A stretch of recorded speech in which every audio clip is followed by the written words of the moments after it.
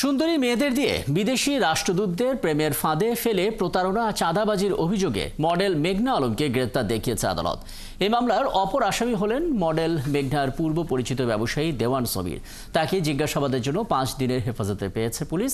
ওদিকে পুলিশ পরিদর্শক মামুন হত্যা মামলায় পলাতক আরাফ খান সহ 8 জনের যাবজ্জীবন কারাদণ্ড দিয়েছে আদালত। আরও জানাচ্ছেন নিবিড় সাহা।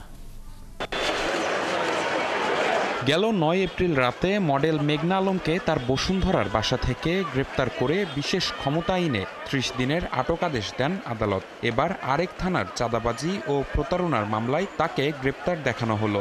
ফলে দীর্ঘ হচ্ছে মেঘনার কারাবাসের সময়সীমা।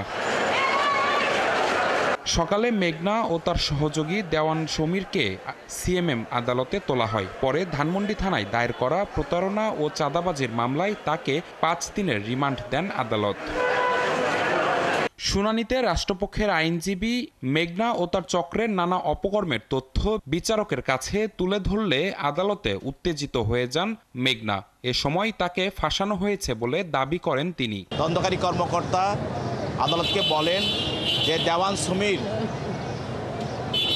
তিনি তার সব সহযোগী লোকদেরকে নিয়ে 7 মসজিদ রোডে একটা জাপানি রেস্টুরেন্টে বসে তারা সেখানে চাঁদা দাবির সহ অন্যান্য বিষয় নিয়ে তারা কাজ করতেছিল এবং চাঁদা দাবি করতেছিল বিভিন্ন প্রতিষ্ঠানের কাছে। সেখানে পুলিশ বিষয়টা জানতে পেরে তাদের বিরুদ্ধে মামলাটা করে। শুনানি শেষে রাষ্ট্রপক্ষের আইনজীবী দাবি করেন, সুন্দরী মেয়েদের ব্যবহার করে কূটনৈতিকদের প্রেমের ফাঁদে ফেলে অর্থ হাতিয়ে নিত মেঘনা ও তার চক্র। এটার সঙ্গে আরও অনেক লোক জড়িত আছে। এটা একটা সংঘবদ্ধ চক্র।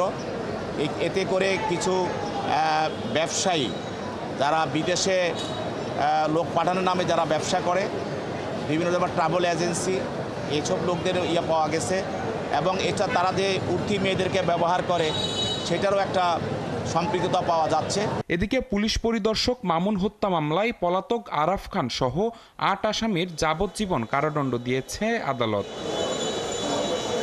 নিবিড় সাহা, 71, ঢাকা।